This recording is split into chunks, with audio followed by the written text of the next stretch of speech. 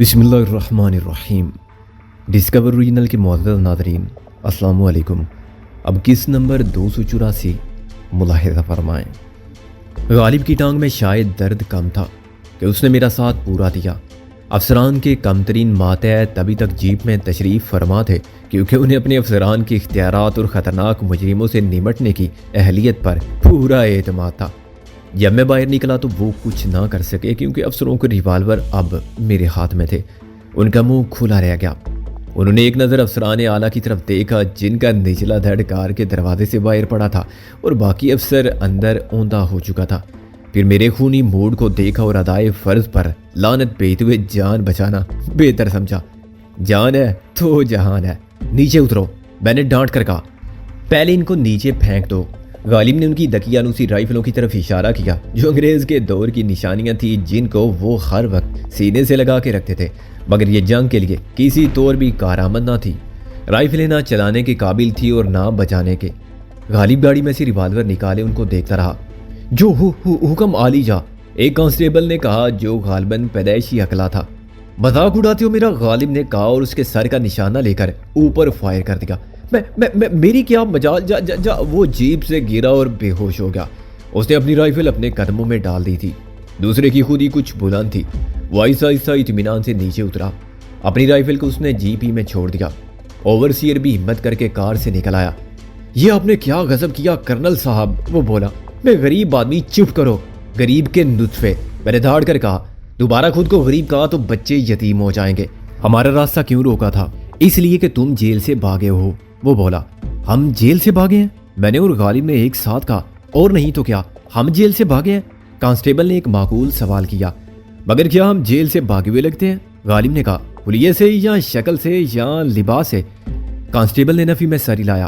تم نے حلیہ، صورت اور لباس سب بدل لیا ہے۔ جیل سے کون فرار ہوا ہے؟ میں نے کہا۔ اور کس جیل سے؟ غالب نے پوچھا۔ ایک تو ڈاکو مولا داد عرف پاٹے خاں ہے، کانسٹیبل نے کہا۔ دوسرا اس کا ساتھی اور دشمن ہے، زبردست شاہ عرف گورا۔ اور کیا پاٹے خان کالا ہے؟ میں نے کہا۔ نہیں، مگر زبردست شاہ سورج مکھی ہے، کانسٹیبل بولا۔ اس کے بال بھی سفید ہیں اور سارا جسم سفید ہے، برس کے مریض کی طرح، اس لیے وہ گورا ڈاکو مشہور ہو گیا۔ بالکل گوروں کی طرح لگتا ہے۔ تمہارا مطلب ہے انگریزوں کی طرح؟ غالب نے کہا۔ کیا ہم دونوں میں سے کوئی ایسا لگتا ہے؟ تم دونوں نے میک اپ کیا ہوا ہے، کانسٹیبل نے قطعی لہجے میں کہا۔ اسے قائل کرنا بہت مشکل تھا کہ ہم وہ مفرور ڈاکو نہیں ہیں۔ ابھی تم نے کہا کہ ساتھی اور دشمن، یہ کیا بات ہوئی؟ باہر وہ ایک دوسرے کے دشمن تھے، کانسٹیبل بولا۔ سب ہی جانتے ہیں، مگر جیل سے فرار ہونے میں انہوں نے ایک دوسرے کی مدد کی۔ تم مجھے کچھ پڑھے لکھے لگتے ہو، میں نے کہا۔ میں گریجویٹ ہوں، وہ بولا۔ کوئی اعتراض ہے تمہیں؟ بالکل ہے۔ بی اے پاس کیا تھا تم نے پولیس میں بھرتی ہونے کے لیے، جہاں بیشتر لوگ انگوٹھا ٹیکتے ہیں، غالب نے کہا۔ چٹے ان پڑھ ہیں، اس سے کیا فرق پڑتا ہے، وہ بولا۔ کماتے کھاتے تو اچھا ہے، عیش تو کرتے ہیں، بی اے ایم اے کو کون پوچھتا ہے؟ افسوس نوجوان، میں نے کہا۔ کیا تم حرام اور حلال؟ چلو یہ فتوے مت ہو، کانسٹیبل اکارے سے بولا۔ بہت واز سنے ہیں میں نے، بچپن سے جوانی تک سب کی بہت سنی۔ سب منافق اور ریاکار تھے، جو زیادہ نصیحت کرتے تھے وہی زیادہ بدماش نکلے۔ خود تم کون سا حرام اور حلال کے فرق کو سمجھتے ہو؟ باقی سب بھی تمہاری طرح ہیں، فرق صرف یہ ہے کہ تم ڈاکو کہلانے لگے ہو اور وہ ڈاکو نہیں کہلاتے۔ بات یہ ہے عزیزم، میں نے متاثر ہو کے کہا، ہم اس وقت تم سے معاشرتی یا معاشی مسائل پر بحث نہیں کر سکتے۔ تمہارے پاس بھی یقیناً ایک دردناک کہانی ہوگی کہ تم نے کس طرح ڈگری لے کر ملازمت تلاش کرنے میں دھکے کھائے اور کس طرح وہ تمہارے سنہرے خواب خاک میں مل گئے جو اس ڈگری سے وابستہ تھے، اس لیے کہ تمہارے پاس سفارش کا انجن نہیں تھا جو تمہاری زندگی کی گاڑی کو دھکیل کر منزل مراد تک پہنچا سکتا۔ چنانچہ نامراد ہو کہ تم نے ملازمت کا رخ کیا اور کانسٹیبل بن کے حرام کھانے پر کمر باندھ لی، دنیا لے لی اور عاقبت کو چھوڑ دیا۔ یہ سب تمہیں کیسے معلوم ہوا؟ کانسٹیبل نے آنکھیں جھپکا کے کہا۔ تم ابھی بچے ہو، اپنے برخوردار ہو، میں نے خوش ہو کر کہا۔ یہ کہانیاں تو ایسی ہیں کہ ان پر کوئی فلم ساز فلم نہیں بناتا، کوئی ادیب قلم نہیں اٹھاتا اور کوئی غور نہیں کرتا کہ کسی کو اس مسئلے اور اسے جنم دینے والے دوسرے مسائل سے اس لیے دلچسپی نہیں رہی کہ اس مسئلے کا کوئی حل نہیں۔ چنانچہ اس پر نہ کابینہ کے اجلاس میں غور ہوتا ہے اور نہ اقوام متحدہ کی جنرل اسمبلی میں۔ پہلے معاشرے کے 3 حصے تھے، فریاد کرنے والے، فریاد سننے والے اور وہ جن کے خلاف فریاد کی جاتی تھی۔ اب 2 رہ گئے ہیں کیونکہ فریاد سننے والے بھی وہی ہو گئے ہیں جن کے خلاف فریاد کی جاتی ہے۔ یہ بھی حق فریادی کو حاصل نہیں کہ وہ ملزم کو منصف ماننے سے انکار کرے یا منصف کو ملزم قرار دے۔ معاف کرنا دوست، غالب بولا، ہم ہی وہ بدبخت سیاہ کار ڈاکو ہیں، پاٹے خان یہ ہے اور گورا ڈاکو میں ہوں۔ ہم نے کسی پولیس والے کو آج تک دوست نہ کہا نہ سمجھا۔ میں نے اس کانسٹیبل کو گلے سے لگا لیا۔ تم پہلے شخص ہو جس نے پولیس میں رہ کے بھی سچ بولنا نہیں چھوڑا، اور تمہارے حالات وہی ہیں جو ہمارے حالات تھے۔ فرق صرف کل اور آج کا ہے۔ ہم کل ڈاکو بنے تھے، تم آج بنے ہو، لیکن ہو تم ہمارے خم پیشہ۔ اچھی بات یہ ہے کہ تم خود کو قانون کا محافظ نہیں کہتے بلکہ ڈاکو تسلیم کرتے ہو۔ میں ذرا بزدل تھا، اس لیے ڈاکو نہیں بن سکا۔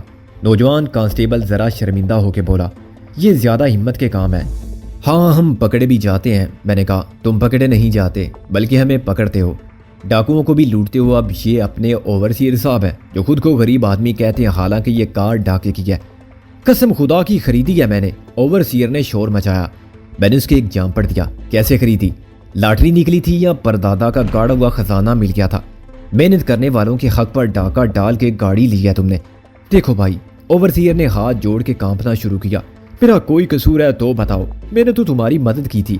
ہاں تو تم تسلیم کرتے ہو کہ تم نے ڈاکوؤں کی مدد کی تھی۔ کانسٹیبل نے اسے ایک اور جھانپڑ مارا۔ تم زیر حراست ہو اور ہمیں اجازت ہے؟ میں نے مسافر کے لیے ہاتھ بڑھایا۔ اگر چاہو تو ہمارے ساتھ چلو، غالب نے کہا۔ اس سرکاری وردی کو اتار پھینکو۔ وہ تمام گفتگو کار کی کھڑکی سے سر نکال کے کرتا رہا تھا۔ نہیں سجنوں، میں اتنا جیتار نہیں ہوں، وہ ہاتھ ملا کے بولا۔ میں یہی وردی پہن کے زیادہ آسانی سے اپنا کام کر سکتا ہوں۔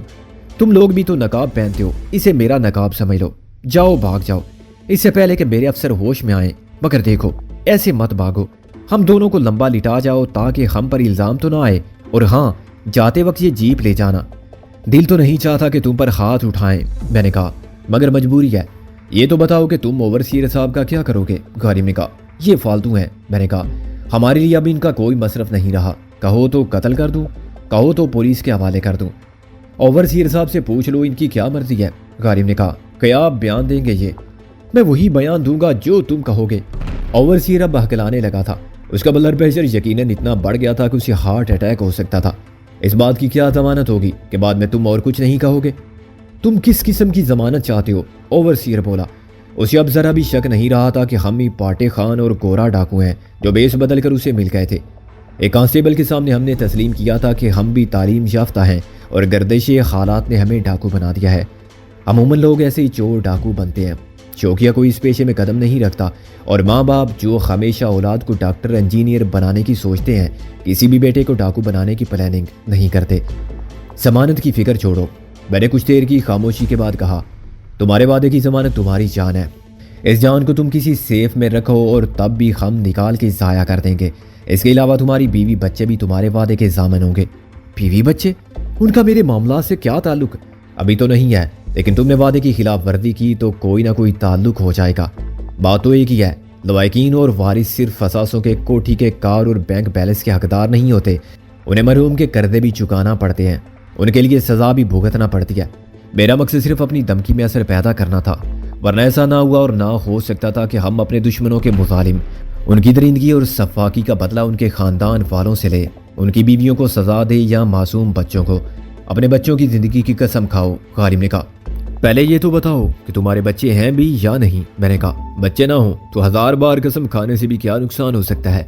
میرے 6 بچے ہیں، وہ بولا، 3 لڑکے 3 لڑکیاں۔ میں ان کی زندگی کی قسم کھاتا ہوں کسی کو کچھ نہیں بتاؤں گا۔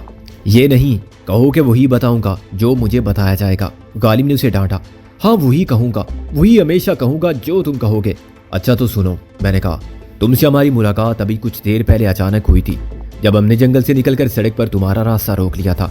ہم نے ریوالور دکھا کے تم کو مجبور کیا کہ تم ہمیں گاڑی میں بٹھا کے وہاں سے لے چلو جہاں ہم کہیں۔ تم انکار نہیں کر سکتے تھے کیونکہ تم کو خطرہ تھا کہ یہ دونوں شخص جرائم پیشہ نظر آتے ہیں، یہ تمہارا خون کر کے بھی گاڑی لے جائیں گے۔ تم ابھی مشکل سے 1 میل دور آئے تھے کہ تمہارا راستہ پولیس نے روک لیا۔ تب تمہیں معلوم ہوا کہ ہم تو جیل سے فرار ہونے والے ڈاکو تھے۔ اس کے بعد تمہاری اور کانسٹیبل کی ایک ہی کہانی ہوگی کہ ڈاکو نے پہلے افسروں کو قابو کیا، پھر تمہیں مارا اور جیپ لے کر فرار ہو گئے۔ چونکہ تم بے ہوش پڑے تھے اس لیے تم نے یہ نہیں دیکھا کہ دونوں ڈاکو کس طرف گئے۔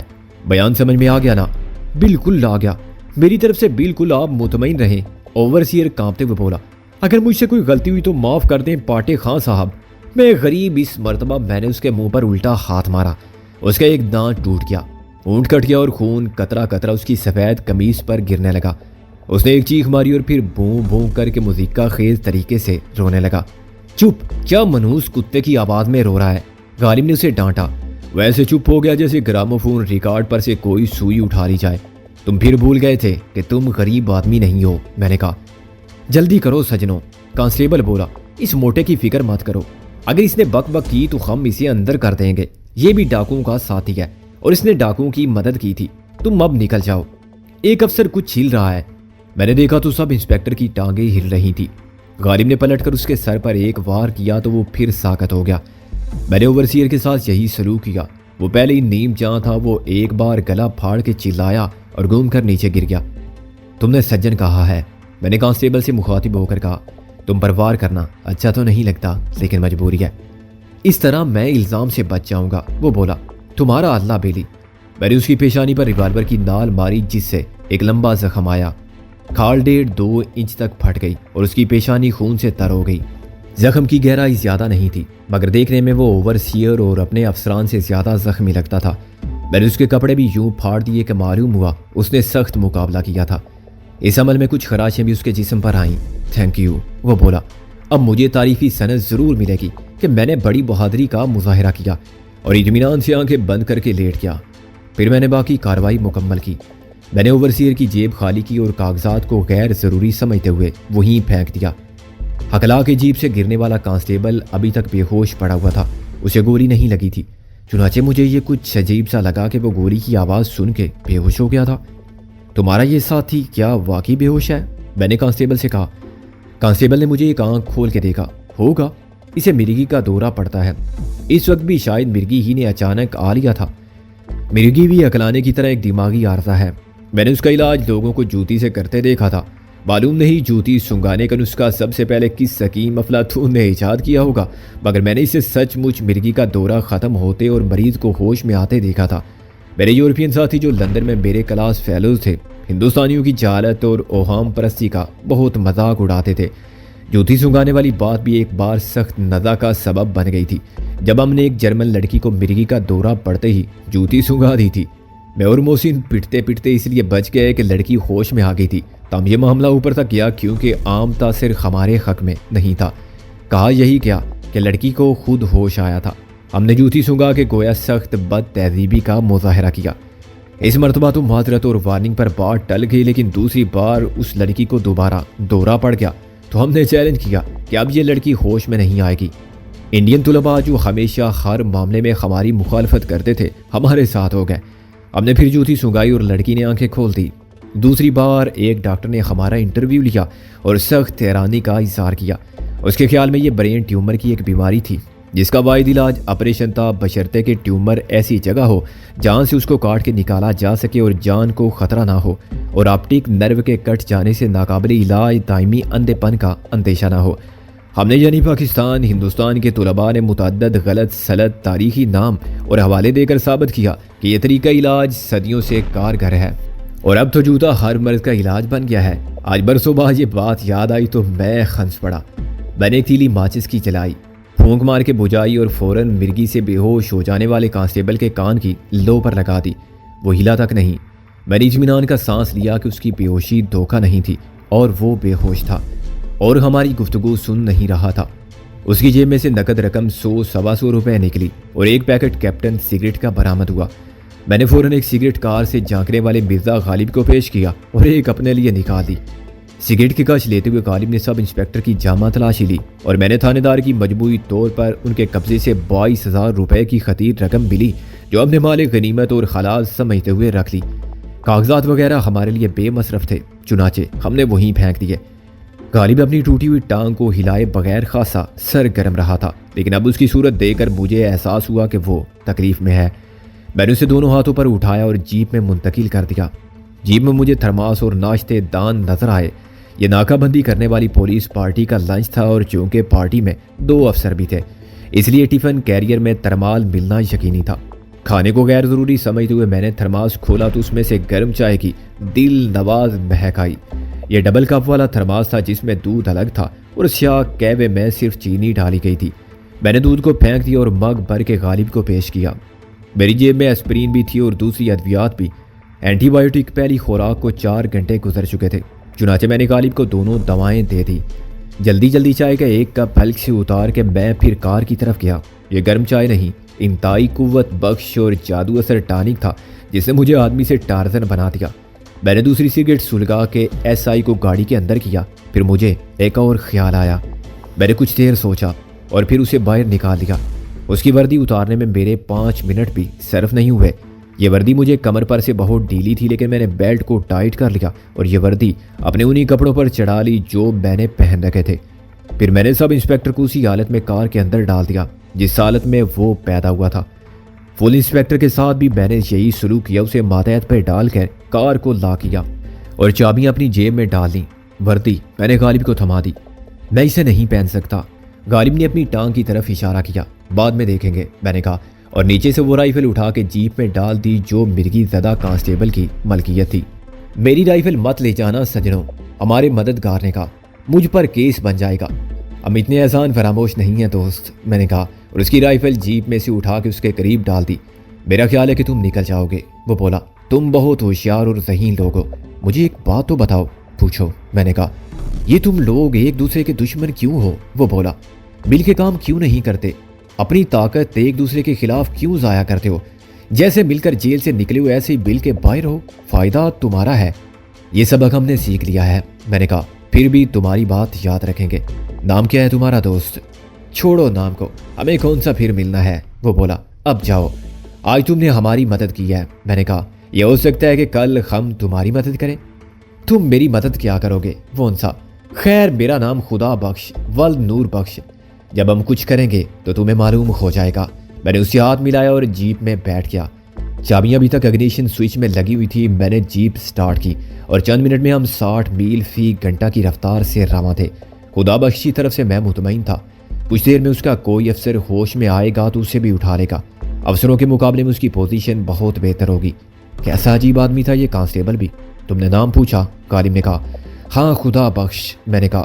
ہمارے حق میں تو فرشتہ رحمت بن گیا، ورنہ وہ ایسا شخص تھا کہ آسانی سے ہار نہ مانتا، مرنے مارنے پر اترتا تو پریشانی میں مبتلا کر دیتا۔ غالباً ذہنی طور پر اسے ڈاکو پاٹے خان اور گورے ڈاکو سے ہمدردی ہے، غالب بولا۔ یار وہ ان سے متاثر ہے، ممکن ہے ان کے بھی حالات ویسے ہی ہوں جیسے ہمارے ہو گئے ہیں۔ ہاں، بات صرف زاویے کی ہے کہ کون کس زاویے سے دیکھتا ہے، میں نے کہا۔ قانون کی نظر میں ہم مجرم، قاتل اور ڈاکو ہیں، ہماری نظر میں دلاور اور نواب خسرو جیسے دولت مند اور معزز لوگ سب سے بڑے ڈاکو ہیں۔ صرف پولیس میں کیا، ٹھیکیدار بھی ڈاکو ہیں اور ٹھیکے دینے والے افسر بھی ڈاکو ہیں۔ بیشتر محکموں میں بیشتر لوگ اپنے سرکاری فرائض کے سلسلے میں حاصل ہونے والی اختیارات کو ڈاکہ ڈالنے کے لیے استعمال کر رہے ہیں۔ زمیندار وڈیرے اپنے مزارعین اور خاریوں کے حقوق پر، یہاں تک کہ ان کی عزت پر ڈاکے ڈال رہے ہیں۔ شریف آدمی کہیں ہے تو روپوش ہے، اپنی جان و مال آبرو بچانے کے لیے خاموش ہے اور پناہ کے سوا کچھ نہیں مانگتا۔ لیکن ایک دن ایسا ضرور آئے گا جب کوئی کسی کے حق پر، مال پر، جان پر، عزت پر، انصاف پر اور قانون پر ڈاکہ نہیں ڈال سکے گا، غالب بولا۔ ہم مایوس نہیں ہو سکتے، ہمارا مایوس ہونا ہی شکست کی پہلی علامت ہوگا۔ یہ تو ٹھیک ہے دوست، مگر وہ دن کب آئے گا؟ میں نے کہا۔ میں اور تو، محسن اور MRS کے سب خدائی فوجدار، ہم بے احمقوں کی جنت میں تو نہیں رہتے۔ نور چشم، MRS میں صرف ہم ہی نہیں، دنیا کے لاکھوں کروڑوں لوگ ہیں، وہ سب جو ایک یوٹوپیا کے خواب دیکھتے ہیں، کرۂ ارض پر انسانیت کی معراج مانگتے ہیں اور اس کے لیے جد و جہد کر رہے ہیں، کچھ عملاً، کچھ خاموشی سے۔ جو دعا دیتے ہیں وہ بھی تو کچھ کرتے ہی ہیں، ہمارے لیے مورل سپورٹ تو فراہم کرتے ہیں۔ اچھا مرزا صاحب، یہ فلسفہ چھوڑو، مجھے یہ بتاؤ کہ کیا ہم اسی طرح سیدھے چلتے جائیں گے؟ آگے دوسری پولیس پارٹی بھی مل سکتی ہے، میں نے کہا۔ آگے ایک سڑک سیدھے خات کی طرف جاتی نظر آتی ہے، گاڑی ادھر موڑ دوں؟ مجھے بالکل اندازہ نہ تھا کہ اس وقت ہم کہاں ہیں۔ لاہور ہمارے مشرق میں ہے یا مغرب میں، اور شمال یا جنوب میں ہے تو کتنے فاصلے پر ہے۔ وہ سب سرحد کے قریب کا علاقہ تھا اور مجھے کوئی شبہ نہ تھا کہ وہ نہر مشہور BRB کینال ہوگی، جہاں سن 65 کی جنگ میں ملک کے ایک جعلی سپوت نے بے مثل جرات اور شجاعت کا ایک تاریخی کارنامہ سر انجام دیا تھا، جس کی یادگار بھی وہاں موجود ہے۔ مگر مجھے ابھی تک نشان حیدر پانے والے اس شہید کو خراج تحسین پیش کرنے اور دعائیں مغفرت مانگنے کے لیے اس یادگار پر حاضر ہونے کا موقع نہیں ملا تھا۔ سنگرالی بھی ایک بے حد غیر معروف نام تھا اور دوسرے گاؤں بھی ایسے تھے کہ لاہور میں رہ کے میں نے کسی سے ان کے نام سنے تک نہ تھے۔ چنانچہ مجھے اپنی صحیح جغرافیائی پوزیشن کا تعین کرنے میں دشواری پیش آ رہی تھی۔ یہ کوئی پریشانی کی بات نہیں تھی، اگر ہم سیدھے چلتے جاتے تو کسی نہ کسی شاعرہ پر پہنچ جاتے، لیکن سیدھا جانے میں یہ امکان بھی تھا کہ ہم تھانے پہنچ جائیں۔ اور پولیس پارٹی میں تو کوئی گریجویٹ کانسٹیبل خدا بخش نہیں ملتا۔ جیپ پکے راستوں، جنگلوں، پتھریلے ناموار میدانوں یا پہاڑوں کے سفر میں اتنی قابل اعتماد اور مفید سمجھی جاتی ہے جتنا صحرائی مسافتوں کے لیے۔ وہ جانور جس کی کوئی کل سیدھی نہیں ہوتی، دائیں طرف مڑتے ہی مجھے احساس ہوا کہ جو دور سے ایک بگلی سڑک نظر آتی تھی وہ ایک کچے راستے سے زیادہ کچھ نہیں، اور آگے جا کے یہ راستہ بھی اتنا دشوار گزار ہو گیا کہ ہمارے پاس کار ہوتی تو اس کا وہی اشر ہوتا جو قارین پر نطاقت سے چلنے والی شہری رئیس زادی کا ہو اگر اسے ننگے پاؤں دھوپ میں پتھروں پر میلوں چلنا پڑے۔ یار یہ ہم کس طرف جا رہے ہیں؟ کاریم نے کہا، یہ نہ ہو کہ ہم آسمان سے گرے اور کھجور میں اٹکنے والی بات کو سچ کر دکھائیں، پولیس سے بچ رہے ہیں تو اس سے بھی بڑی مصیبت گلے پڑ جائے۔ اب تو میرے خیالات بھی کچھ ایسے ہی ہیں، میں نے کہا، معلوم نہیں یہ رستہ کہاں تک کیسا ہی ہوگا۔ میں نے ٹائروں کے نشانات تو دیکھے ہیں، غالب بولا، شاید جنگل سے لکڑی کاٹنے یا ٹھیکہ لینے والی گاڑیاں آتی جاتی ہوں گی۔ آگے کسی آبادی کا وجود تو مشکل نظر آتا ہے، مجھے تو ڈر ہے کہ ہم گھوم پھر کے دوبارہ اسی نہر کے کنارے پہنچ جائیں گے، میں نے کہا، یا پھر اچانک سڑک ختم اور نہر میں ہمارا بیڑا غرق۔ جیپ میں نہر اور نہر میں جیپ، غالب نے کہا، بہتر ہے کہ آپ واپس چلیں۔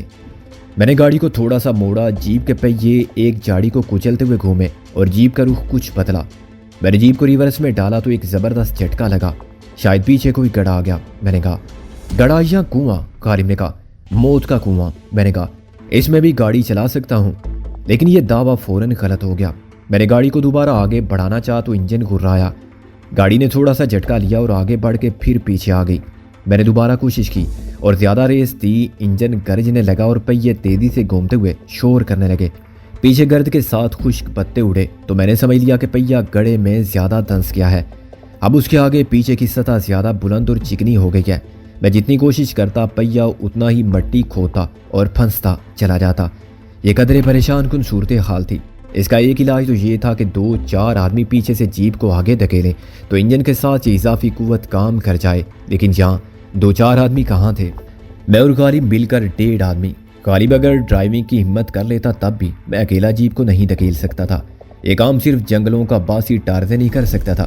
چنانچہ دوسرا قابل عمل طریقہ یہ تھا کہ میں جیپ کو جیک پر اوپر اٹھاؤں اور نیچے گڑھے میں خشک ٹہنیاں، کنکر، پتھر بھر دوں، گڑھے کے دونوں کناروں کو تھوڑا سا کھود کے برابر کروں اور گھاس پھوس ڈال دوں تاکہ ٹائروں کی گرفت مضبوط ہو تو جیپ ایک جھٹکے میں آگے بڑھ جائے۔ اب اسے فرصت سے نکالیں گے، میں نے کہا، فی الحال وقفہ برائے آرام، قیام و طعام، پکنک کے لیے اچھی جگہ ہے۔ غالب نے ادھر ادھر دیکھ کر کہا، ہاں لیکن شاید ہم دونوں کے سوا آج تک کسی کو یہاں پکنک پر آنے کی توفیق خدا نے نہیں دی، میں نے کہا۔ آج کل سب بچے کام خم سے سرزد ہو رہے ہیں، غالب بولا۔ یہ مزاح کی بات تھی ورنہ وہ جگہ انتہائی بے ہودہ تھی۔ نیچے صرف مٹی تھی جس پر خطرناک قسم کے لال چیونٹوں کی افواج بے مقصد گشت کر رہی تھی۔ آس پاس کی جھاڑیوں میں عجیب سے کانٹے دار پھل لگے ہوئے تھے جو مٹر کے دانے سے ذرا بڑے تھے، مگر اس کی بیرونی سطح پر کانٹے ہی کانٹے تھے اور یہ کانٹے اتنے باریک تھے کہ جلد میں پیوست ہو جاتے تھے۔ گھنے درخت کم تھے اور بہت اونچے تھے۔ جہاں جیپ رکی تھی وہاں کسی لومڑی یا گیدڑ کی نسل کا جانور فوت ہوا تھا یا شکار ہوا تھا، اس کا بچا کچا پنجر ڈی کمپوز ہو کے سخت تعفن پھیلا رہا تھا۔ یہاں تشریف رکھنا تو بہت مشکل ہے، غالب نے ناک پر رومال رکھے کہا۔ آپ ذرا سیر و سیاحت کر کے کوئی مناسب جگہ تلاش کریں جہاں خیمہ شاہی نصب کیا جا سکے، مطلب یہ کہ کوئی پور فضا مقام تلاش کروں جہاں رنگ رنگ کے مہکتے پھول ہوں اور چہکتے میٹھے سوروں میں گاتے رنگین پروں والے طیور ہوں، سبزہ زار ہو، آبشار ہو، الڑ مٹھیار ہو جس کی زلف مشک بار اور حسن طرح دار ہو، تختہ دار ہو، سر پر تلوار ہو، آگے پیچھے تھانے دار ہو۔ غالب نے بنا کے کہا، اس جنگل میں آپ کے کوئی بھی شاعری کا روگ نہیں لگنا تھا۔ میں تسلیم بجا لا کے خار سمت میں چند قدم گیا اور بہت جلد ایک ایسی جگہ تلاش کرنے میں کامیاب ہو گیا جو قدرے آرام دہ تھی۔ لال چیونٹے اور کانٹے بھی نہیں تھے اور اس ہموار قطعے زمین پر کچھ گھاس بھی تھی۔ میں غالب کو گود میں اٹھا کے لایا، پھر جیپ میں سے باقی اشیاء خورد و نوش لینے گیا۔ ٹفن کیریئر خاصا بڑا اور بہت وزنی تھا۔ پانی ایک جیری کین میں تھا جو عموماً جیپ کے پیچھے 10 لیٹر اضافی پٹرول رکھنے کے کام آتا ہے۔ پہلے میرا بھی یہی خیال تھا کہ اس میں پٹرول ہوگا، مگر جب مجھے جیپ میں کھانے پینے کا سامان، چائے، سگریٹ، ہر چیز ملی اور پانی نہیں ملا تو مجھے تھوڑا سا تعجب ہوا۔ کہ اس اہتمام سے روانہ ہونے والے پانی کیسے بھول گئے۔ پھر میں نے جیری کین کو کھول کر سونگا تو پٹرول کی مہک نہیں آئی اور میں نے اسے اتار لیا۔